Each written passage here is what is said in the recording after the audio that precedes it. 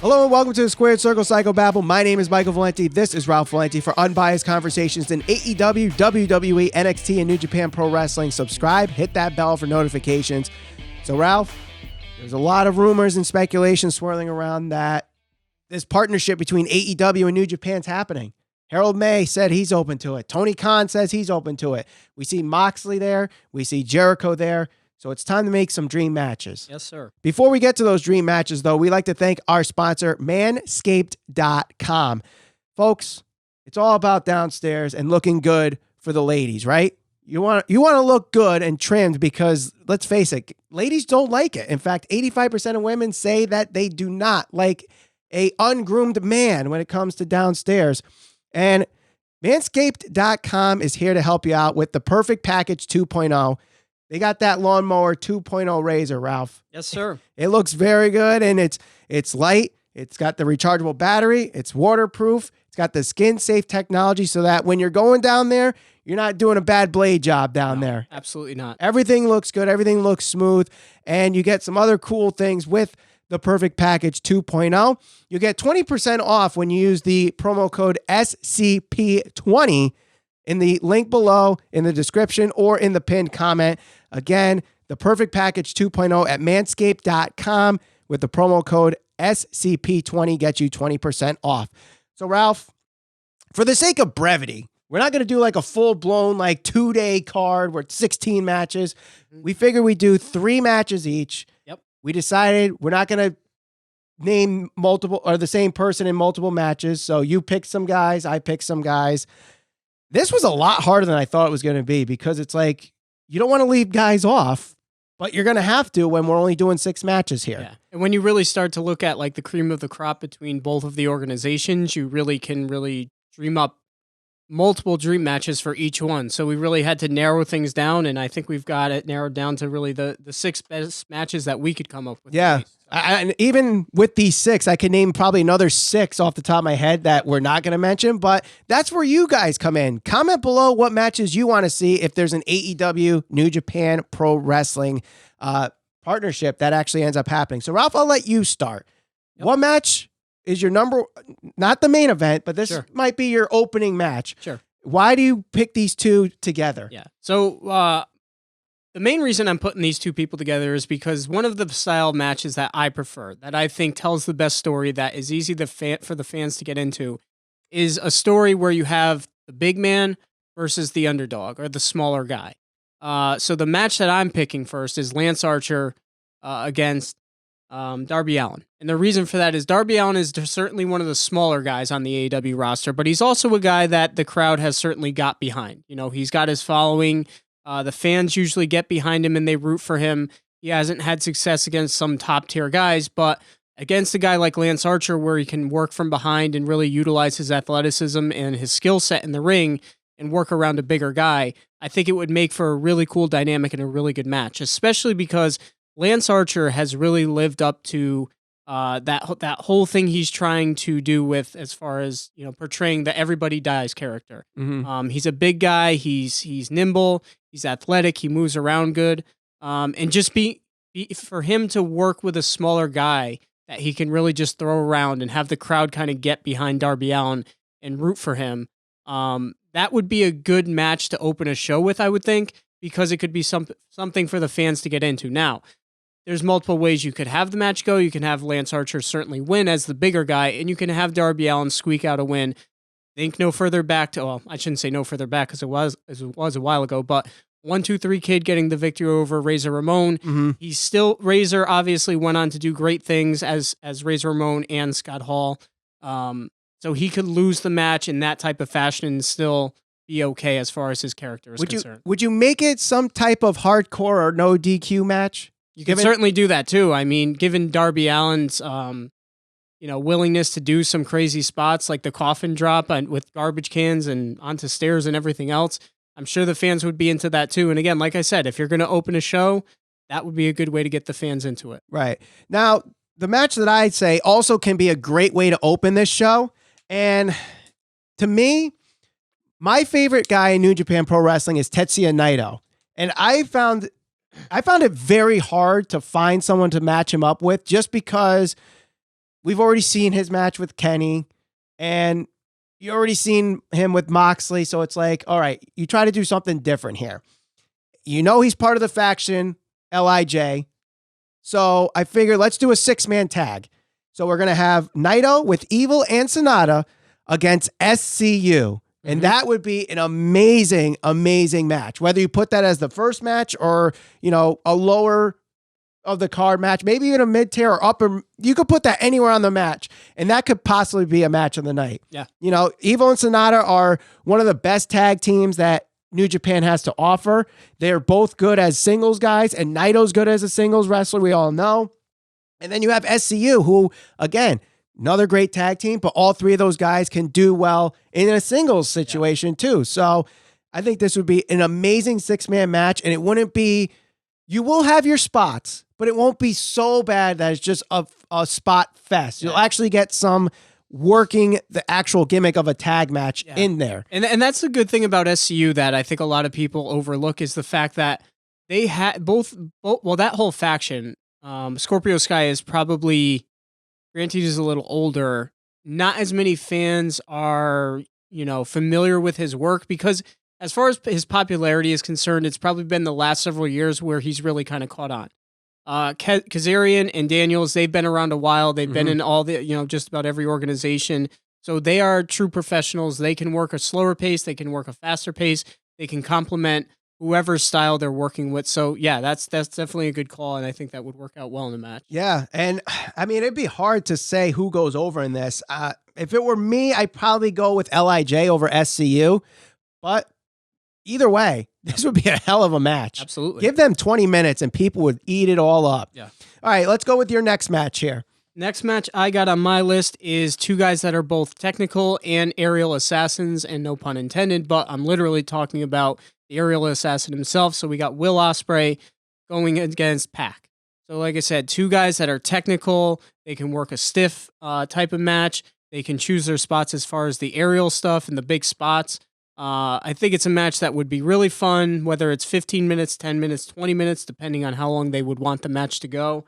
But two guys that really have a very similar type of style. I think it would make for a really good start to the match where they could do some, you know, back and forth chain wrestling type stuff. You know, kind of countering each other's maneuvers and all of that type of stuff to get the crowd into it and then build from that point. And then, like I said, obviously the aerial stuff that the crowd will get into. Right. So those two, that would be my pick for my second match. And I think what's great about this is a couple years ago, this might not have been a dream match just because of where they were in their careers. Like Will Ospreay was good, but still people were under the impression that he was just a flippy guy. Yeah. Not quite, you know, able to put a wrestling match together. He just could do aerial things. Pac, at the other hand, was doing all the Neville stuff. So he was, you know, a cheesy superhero character a few years back. But now Will Ospreay could be in the conversation for the best wrestler in the world right now. Yeah, he certainly had probably one of the better years when you're talking about, you know, professional wrestlers throughout the year. So he's in the conversation for that. Right. And then, of course, Pac, you know, coming off his undefeated streak in Dragon Gate, hasn't really been booked the greatest in AEW, but still puts on an amazing match every time he's in the ring in All Elite Wrestling. My next match is one that I think everybody who follows New Japan Pro Wrestling has been wanting since Jon Moxley was announced to be a part of the roster. Ever since Jon Moxley has been part of New Japan Pro Wrestling and has left WWE and joined AEW, this dream match people want. And it might not happen because this guy might be leaving after Wrestle Kingdom, if the rumors are true. And I'm not talking about Jon Moxley because his contract is supposedly up too. Jon Moxley versus Minoru Suzuki. We all know how tough Moxley can be. Yeah. If you follow New Japan Pro Wrestling, you know how tough Minoru Suzuki could be. You don't need to give them 30 minutes, but even give them a 10-minute brawl would be so exciting to see that they would just beat the crap out of each other and would be so excited to see. I know there's a lot of people out there that want to see Moxley versus Suzuki. And if Suzuki leaves New Japan Pro Wrestling, we're never getting it because he's 52, 53 years old. How many more years does he have left? Yeah, it's true. So I would love to have that match. I mean, if we're going to have Darby versus Archer as a hardcore match, it'd be hard to make this one too a hardcore match. But if you don't have that one there, this one could be a hardcore match. And they'd be willing to throw everything out there and give it all they got. But I'm going to give my last match before we get to your last match, because I think yours is the main event of our 6. Mine is just for storytelling purposes. This match has to happen because it's the match that never happened when they were both in New Japan at the same time. It was a match that we were supposed to get at some point because it was basically like one guy said that it should happen because it was a championship match, but he dropped the title before the match could happen and he left. Yep. And that is Kenny Omega versus his golden lover, Kota Ibushi. Now, if Kota Ibushi becomes the IWGP Heavyweight Champion and becomes, the 2-time champion or double champion, whatever happens at Wrestle Kingdom, and then Kenny eventually wins the All Elite Wrestling Championship, then you have a title for title match. Yeah. And you can have these guys do a 60-minute draw and no one would care that it ended in a draw.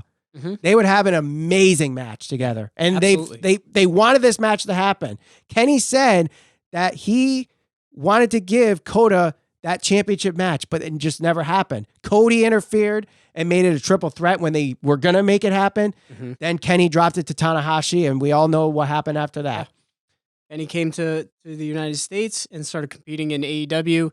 And it's interesting because Kenny Omega, I feel like a lot of people would still have him in the discussion as the best wrestler in the world. But I think if you go back 1 or 2 years ago, it would be without question. Like a good majority of the professional wrestling fan base would have him like number 1. Mm-hmm. I feel like certainly people have kind of caught up to him, and that's not to say that he's regressed in how good he is. It's just the fact that he hasn't necessarily wrestled as much.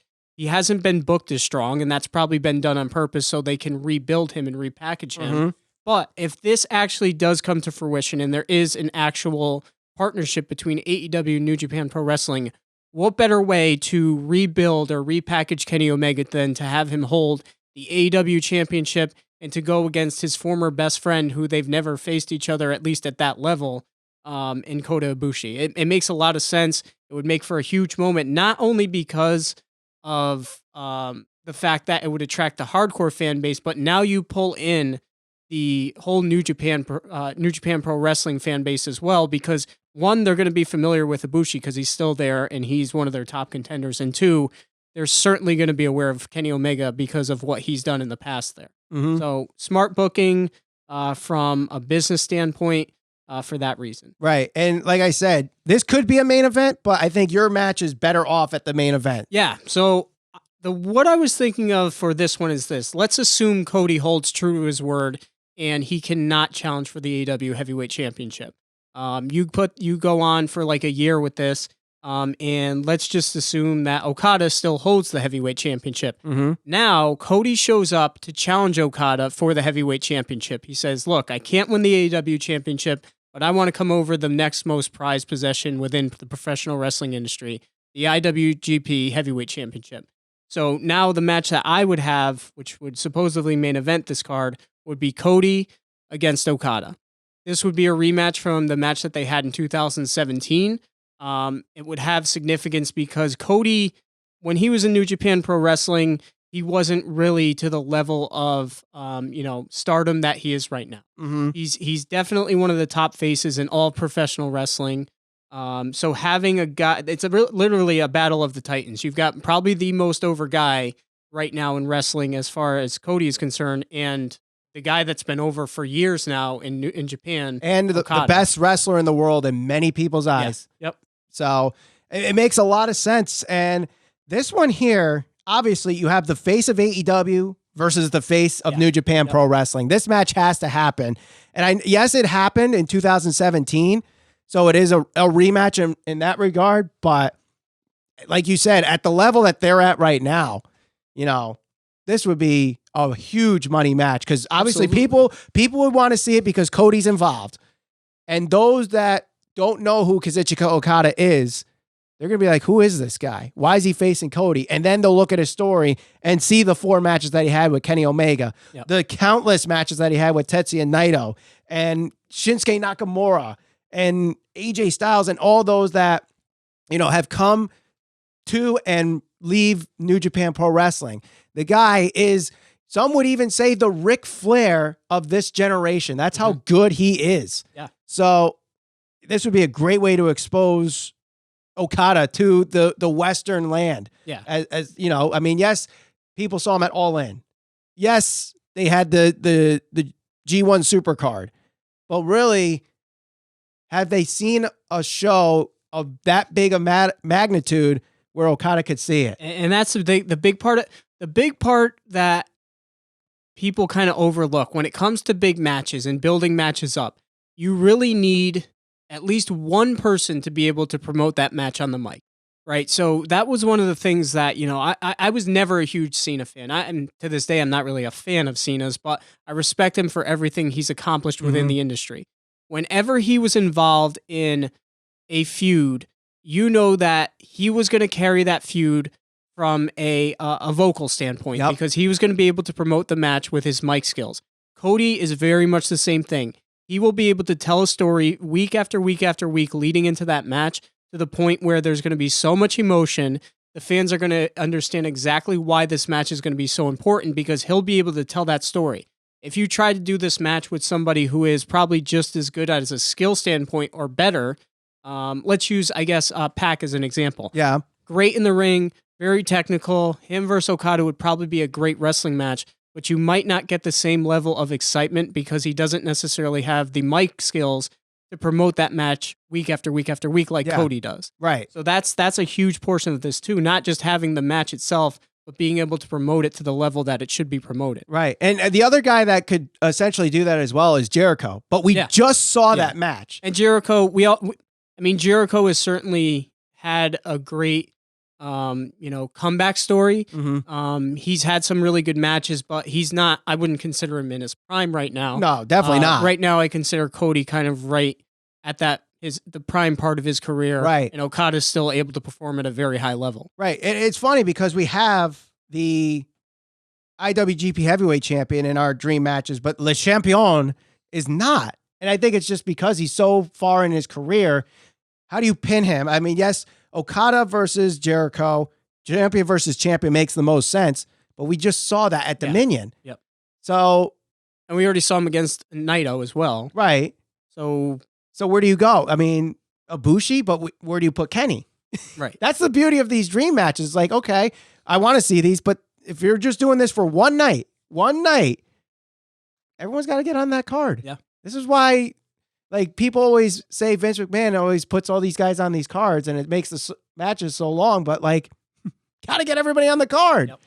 So let us know what matches you want to see if this AEW New Japan Pro Wrestling partnership happens in the comments below. Don't forget to share this all over social media. We're on Facebook, Instagram, and Twitter at SCPB Podcast.